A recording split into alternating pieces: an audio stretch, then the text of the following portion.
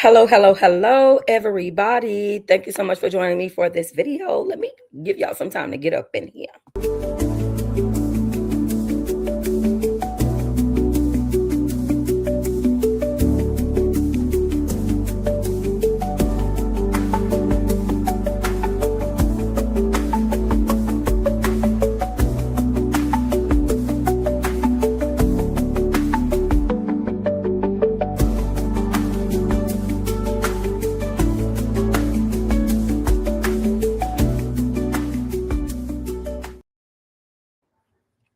All right.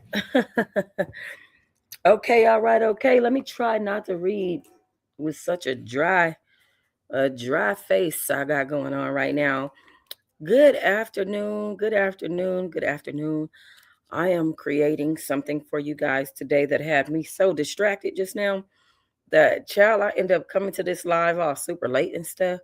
But I wanted you guys to get a load of one of the books that I wrote. It's called Etna's Private Struggle. I hope that you guys enjoy it. We're going to be reading chapter 1. I want you to take some time, for those of you who are present on this video, and those of you who come back and look at this video, I want you to take some time to share this video for me real quick. I don't care where you share it to. It can be Facebook. It can be anything. Just go ahead, take some time to hit and drop that link. It could be in on X. Just click somebody's comment and drop that link in there, honey. Okay, I appreciate it. I'm doing that for myself right now on Facebook, as a matter of fact, because we want to get more people over to the book club, right? Obviously, wait till y'all see what I got planned for y'all. I'm so happy, and I'm so just like, oh, I'm doing it. The distractor is trying to distract me still. Can you believe that? Like, can you get out of my existence? Sorry, can you go away from me with your energy? You don't help me at all, energy wise or nothing else. Go away. That was the worst year I've ever had of my life, coming out of that place and having to deal with this man for this whole year. It's been chaotic. It's been chaos. And I want him away from me.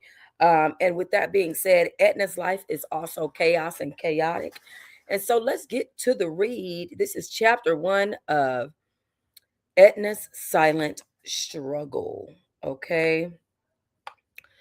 All right. Chapter 1, The First Night of Silence. Let me get over here. The first thing Edna ever learned about the world was that silence could be loud.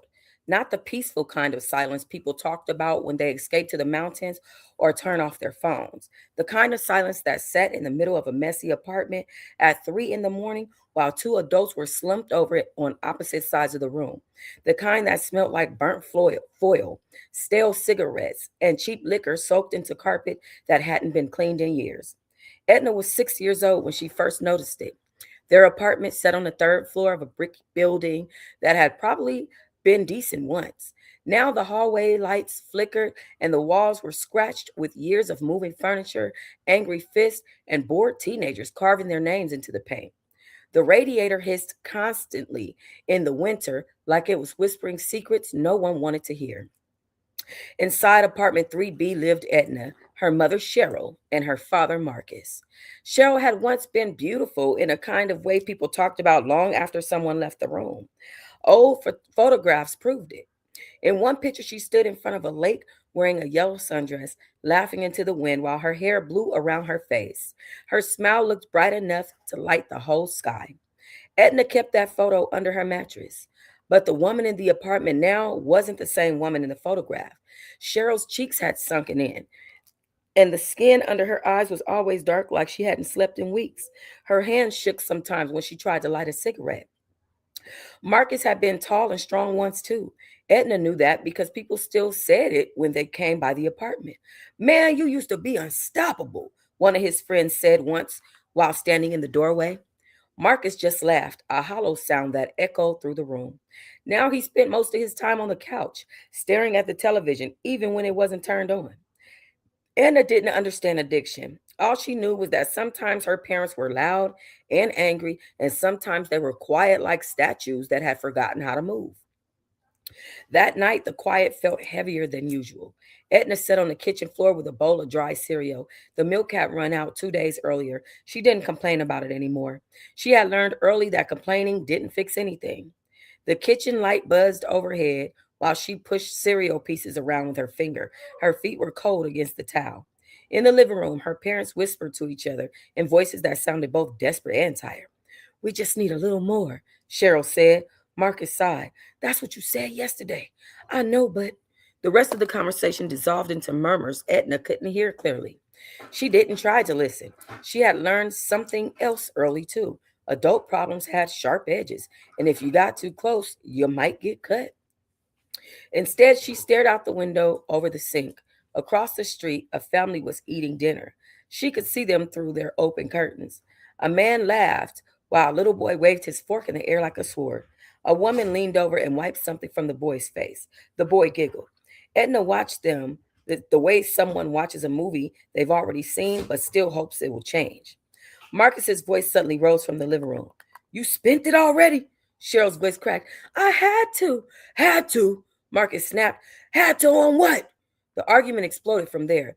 Edna didn't move. She just kept staring at the family across the street until their curtains closed. The shouting behind her grew louder. A bottle shattered. Something heavy hit the wall. Then came the crying. Not Edna's, her mother's. Etna placed her cereal bowl in the sink and quietly walked down the hallway to her room. Her room was small, but it was hers. The walls were painted a faded pink that had chipped in several places. Her mattress sat on the floor with a thin blanket and one stuffed bear whose fur had been rubbed almost bald. She crawled under that blanket and pulled that bear close to her chest. The shouting eventually turned into sobbing, then silence. Hours passed. Etna woke up when the knocking started. It was loud and sharp, the kind that made the walls vibrate. She sat up in the dark. More knocking. Police! A voice shouted from the hallway. Her heart began to beat faster. She hadn't heard that word before, she had heard that word before, usually whispered in fear or anger. Police! Another knock. Open the door! The apartment remained silent. Edna tiptoed out of her room. The hallway felt colder than usual. Her parents were still in the living room, exactly where they had been earlier. Marcus lay slumped sideways on the couch, while Cheryl sat on the floor, leaning against the coffee table. Neither of them moved. The knocking continued. Edna stood there for a moment, unsure of what to do. Then she walked to the door, reached up on her toes, and unlocked it. When the door opened, two police officers stood outside, along with a woman wearing a gray coat and holding a clipboard. The officers immediately looked past Edna into the apartment. One of them mumbled under his breath. The woman crouched down to Edna's level. Hi, sweetheart, she said gently. What's your name? Edna clutched the bear tighter. Edna, that's a pretty name. The woman glanced over her shoulder as the officers stepped inside the apartment. One of them shook Marcus's shoulder. Sir, can you hear me? Marcus groaned but didn't fully wake up. The other officer walked toward Cheryl and checked her pulse. The woman turned back to Edna. My name is Miss Alvarez, she said. I work with children who need a little help. Edna didn't answer. She watched the officers moving around the apartment, opening cabinets and speaking quietly to each other. Do you have anyone else here with you? Miss Alvarez asked. Edna shook her head. Just mommy and daddy. Miss Alvarez nodded slowly.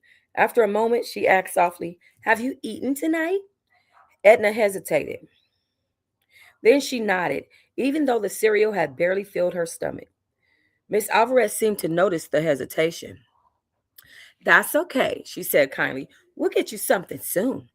Behind them, the officers were now helping Marcus sit upright. His eyes were barely open.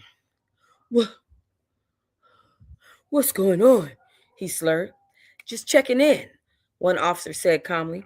Cheryl started crying again. I, I didn't do anything, she kept repeating. Edna watched everything unfold like it was happening behind a glass wall.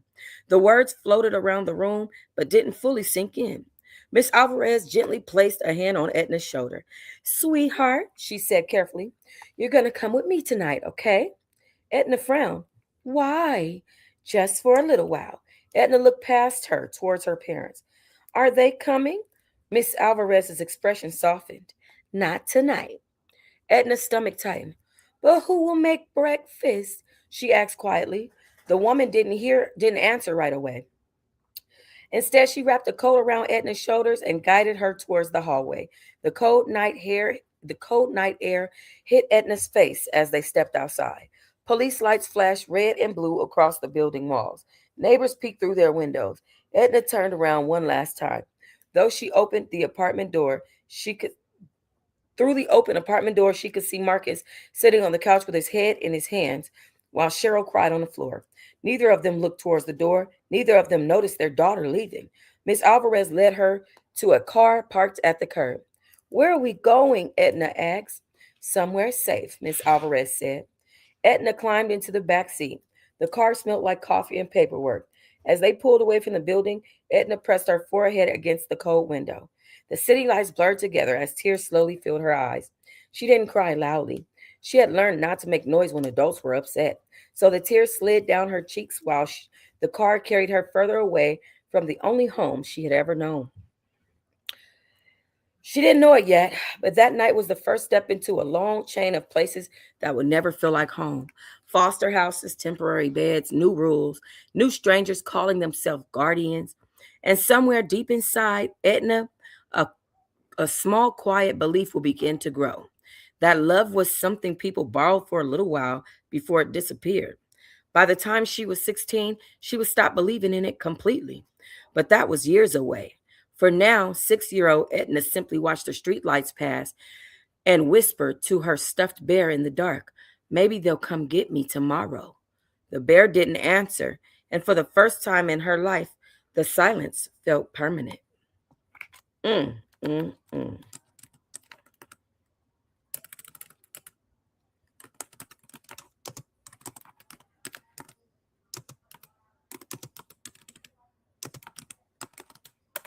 Okay, that was chapter 1.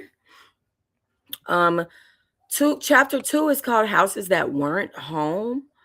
But because I only have one reader on here, I'm going to let you go. Thank you so much for joining me for this commentary, for this read.